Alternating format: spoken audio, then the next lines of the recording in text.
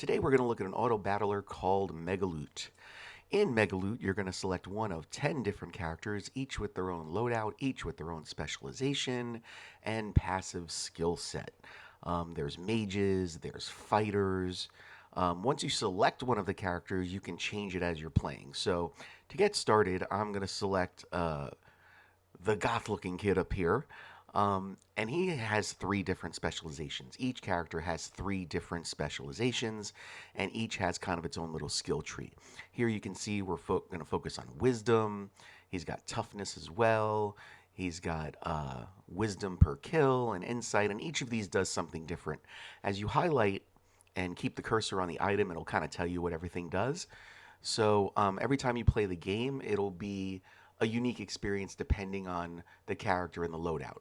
Once you're ready to go, you're going to begin the game, and each character is going to have a different loadout as far as what they can hold. Some characters can just hold rings, some can hold two weapons. So it really depends on the character you pick. You're going to see their damage, you're going to see their armor, their health, all that kind of fun stuff.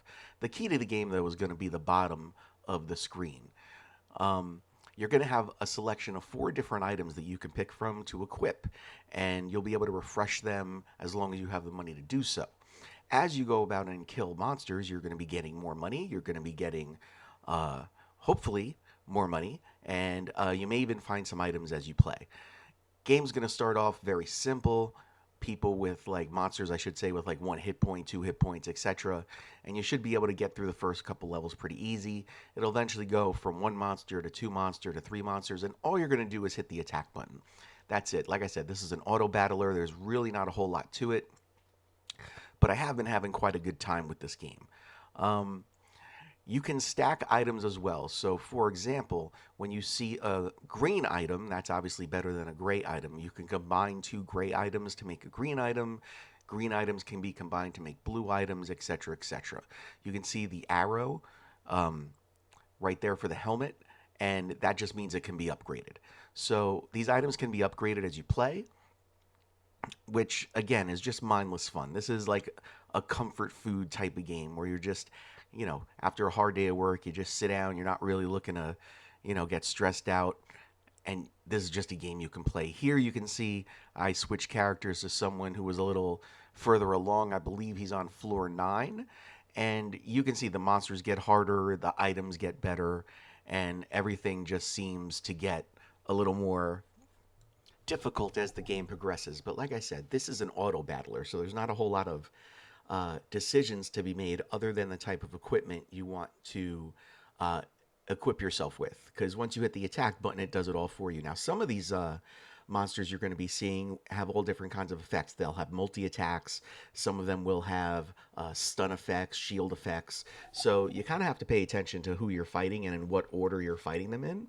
Because I have multiple times attacked things in the wrong order and died. So it's important to pay attention to who you're fighting, how you're fighting them, and in what order you are fighting them. The difference in items can be quite significant depending on if you're, what type of build you're looking for. Also, once you finish a level, you can put an item as it shows here, place it, hit the button, and whatever item characteristics that item has, whether it's armor or damage, you basically disassemble it, disenchant it, and that becomes a passive ability for you. So if it's got like 5 damage, 10 damage, or 100 armor, then that automatically gets put onto your character. So it's a good way to keep sort of the item flow going throughout the game, even if it's an item you don't really want to equip. Each character can only equip 3 different, I guess, characteristics of item. If you look at the character uh, picture there, underneath it, you're going to see there's an axe and 2 question marks. So each item comes with its own characteristic, whether it's a warrior sort of class weapon, whether it's a silver class weapon. They'll have an icon on the top left. And you can only equip 3 of those. Any more than that, and then you'll have to adjust what you have. But all things considered, this has been a really fun game. I've enjoyed my time with it. It's something that you can kind of just come home, throw on. I've put a lot of hours into this game, usually in a sitting. If you get really far, like I got about 30, 30 5 floors in, and it was about an hour. But you can save the game. The game does come with a save, so you don't have to sit through the whole thing all in one shot. So yeah, Megaloot's a pretty fun game. I've enjoyed my time with it, and I think it is on sale at Steam as well. So thanks for checking us out, and I'll see y'all next time.